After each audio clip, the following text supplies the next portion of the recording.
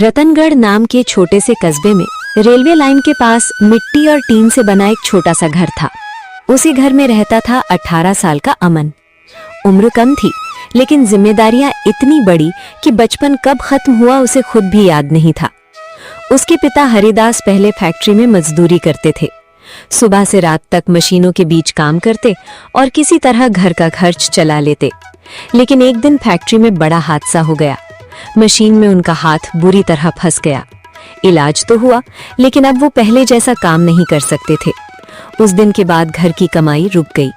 घर में सिर्फ 3 लोग थे, अमन, उसकी माँ सरोज और उसके घायल पिता। अब पूरे घर की उम्मीद अमन पर थी। एक शाम घर में खाने के लिए सिर्फ थोड़ा सा आटा बचा था। सरोज ने खाली भगोने में पानी गर्म करना शुरू कर दिया ताकि हरिदास को लगे कि खाना बन रहा है। अमन सब समझ गया। उसने कुछ नहीं कहा और चुपचाप घर से बाहर निकल गया। रेलवे स्टेशन के सामने एक बड़ा होटल था। अंदर लोग हंसते हुए खाना खा रहे थे। किसी के सामने मलाई कोफ्ता था, किसी के सामने तंदूरी चिकन, किसी के सामने गर्म रोटियां। अमन दूर खड़ा बस देखता रहा। तभी उसके पेट से आवाज आई। होटल का गार्ड चिल्लाया, अरे हटो यहाँ से, ग्राहक डर जाते हैं। अमन धीरे से वहां से चला गया। उस रात उसने तय कर लिया कि अब वो भूख के सामने कभी हार नहीं मानेगा और जितना हो सकेगा किसी भूखे इंसान को खाली पेट नहीं सोने देगा। अगली सुबह उसने माँ से कहा, माँ, मैं अपना खाना बेचने का काम शुरू करूँगा। सरोज हैरान रह गई। लेकिन पैसे कहाँ से आएंगे? अमन बोला, कुछ न कुछ हो जाएगा। घर के पीछे एक टूटी हुई लकड़ी की अलमारी पड़ी थी। अमन उसे उठाकर कबाड़ी के पास ले गया। चाचा, इसे ले लो, मुझे काम शुरू करना है। कबाड़ी ने सामान देखा और बोला, 150 रुपए दूंगा। अमन ने तुरंत हाँ कर दी। फिर उसने पुराने लोहे के पाइप, कुछ लकड़ियां और एक पुराना चूल्हा खरीदा। पूरा दिन मेहनत करके उसने एक छोटा सा फूड स्टॉल बना लिया। देखने में साधारण था लेकिन वो उसकी मेहनत से बना पहला सपना था। अब सवाल था क्या बेचे। अमन को उसकी माँ ने बचपन से खाना बनाना सिखाया था। उसे सबसे अच्छा बनाना आता था मसालेदार वेज पुलाव। उसने माँ से कहा, हम पुलाव बेचेंगे। सरोज बोली, लेकिन बेटा, यहाँ लोग इतना सस्ता खाना कहाँ खरीदेंगे? अमन मुस्कुराया। मैं महंगा नहीं बेचूंगा, सिर्फ 15 रुपए में भरपेट। सरोज घबरा गई। इतने कम में फायदा कैसे होगा? अमन बोला, माँ, मैंने भूख देखी है। मैं चाहता हूँ गरीब आदमी भी इज्जत से पेट भर सके। अगली सुबह अमन ने थोड़ा चावल खरीदा, सब्जियां ली और माँ के साथ मिलकर बड़े प्यार से पुलाव बनाया। जब खाना तैयार हुआ तो उसकी खुशबू पूरे मोहल्ले में फैल गई। उसने स्टेशन के बाहर अपना स्टॉल लगाया और बोर्ड टांग दिया, भरपेट स्पेशल पुलाव सिर्फ 15 रुपए में। लोग हंसने लगे। अरे इतना सस्ता खाना कौन देता है? लगता है बचा हुआ खाना बेच रहा है। अमन चुप रहा। तभी एक कमजोर सा आदमी वहां आया। उसके कपड़े मैले थे और चेहरा थका हुआ था। उसने धीरे से पूछा, बेटा, सच में 15 रुपए में पेट भर जाएगा? अमन ने मुस्कुराकर कहा, हाँ काका, जितना चाहिए उतना खाइए। उस आदमी ने कांपते हाथों से 15 रुपए दिए। अमन ने प्लेट भरकर उसके सामने रख दी। उस आदमी ने पहला निवाला खाया और उसकी आंखें भर आईं। अमन डर गया। क्या हुआ काका, खाना खराब है क्या? वो आदमी बोला, नहीं बेटा, बहुत साल बाद किसी ने इतना सम्मान से खाना खिलाया है। अमन कुछ पल चुप रह गया। उसी समय उसे महसूस हुआ कि वो सही रास्ते पर है। धीरे धीरे लोग आने लगे। मजदूर, रिक्शा चालक, कुली, गरीब बच्चे, हर कोई हैरान था कि इतना स्वादिष्ट खाना इतनी कम कीमत में कैसे मिल सकता है। पहले दिन शाम तक सारा पुलाव बिक गया। अमन बहुत खुश था लेकिन जब उसने हिसाब लगाया तो उसका चेहरा उतर गया। कमाई हुई थी 350 रुपए लेकिन खर्च हुए थे 420 रुपए, मतलब 70 रुपए का नुकसान। वो चुपचाप घर लौटा। सरोज ने पूछा, कैसा रहा पहला दिन? अमन बोला, सब बिक गया। फिर तो अच्छा फायदा हुआ होगा। अमन कुछ सेकंड चुप रहा और फिर सच बता दिया। सरोज उदास हो गई लेकिन उसने बेटे का हौसला नहीं टूटने दिया। उस रात अमन घर की छत पर लेटा आसमान देखता रहा। उसके मन में बस एक सवाल घूम रहा था, क्या मैं सच में गलत कर रहा हूँ? लेकिन अगली सुबह वो फिर उठा, फिर खाना बनाया, फिर स्टॉल लगाया। आज पहले से ज्यादा लोग आए। खबर फैल चुकी थी। 15 रुपए वाला पुलाव। लोग दूर दूर से आने लगे। कोई कहता, भाई थोड़ा और डाल दो। अमन मुस्कुराकर दे देता। कोई कहता, सुबह से कुछ नहीं खाया। अमन बिना सोचे दूसरी प्लेट दे देता।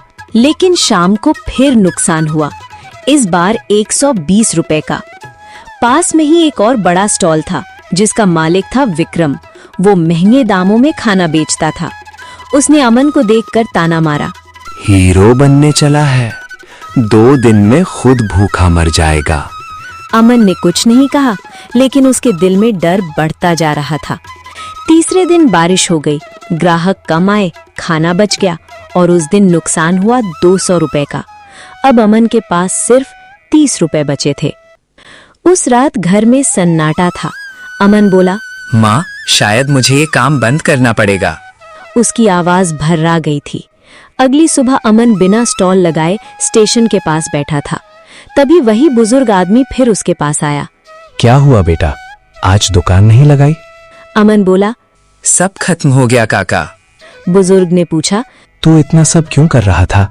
अमन ने धीरे से जवाब दिया, क्योंकि मैं जानता हूँ भूख कैसी होती है। वो आदमी कुछ देर उसे देखता रहा। फिर उसने अपनी जेब से एक पुरानी तस्वीर निकाली। तस्वीर में एक बड़ा रेस्टोरेंट था। अमन हैरान रह गया। ये क्या है? बुजुर्ग मुस्कुराए, ये कभी मेरा रेस्टोरेंट था। फिर अब आपकी ये हालत क्यों? उन्होंने गहरी सांस ली।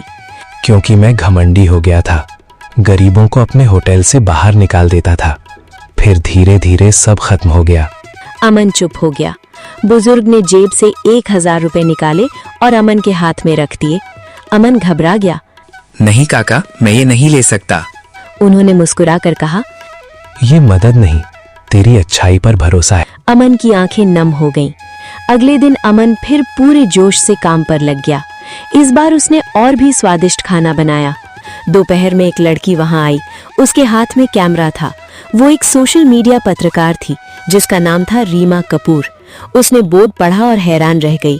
सिर्फ 15 रुपए में? उसने खाना खाया और तुरंत वीडियो रिकॉर्ड करना शुरू कर दिया। दोस्तों, ये है अमन। ये लड़का गरीब लोगों को सिर्फ 15 रुपए में भरपेट खाना खिला रहा है। उसने अमन की पूरी कहानी रिकॉर्ड कर ली। अगले ही दिन अमन का वीडियो इंटरनेट पर वायरल हो गया। अब उसकी स्टॉल पर लंबी लाइनें लगने लगी। सिर्फ गरीब ही नहीं, अमीर लोग भी आने लगे। कोई 15 रुपए देता, कोई 500 रुपए देकर कहता, बाकी किसी गरीब को खिला देना। कोई राशन दे जाता, कोई नया बर्तन।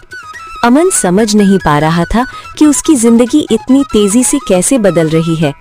उस शाम उसने हिसाब लगाया। खर्च हुए थे 600 रुपए, लेकिन कमाए थे 4500 रुपए। उसकी आंखें भर आईं। वो भागकर घर गया और माँ के हाथ में पैसे रख दिए।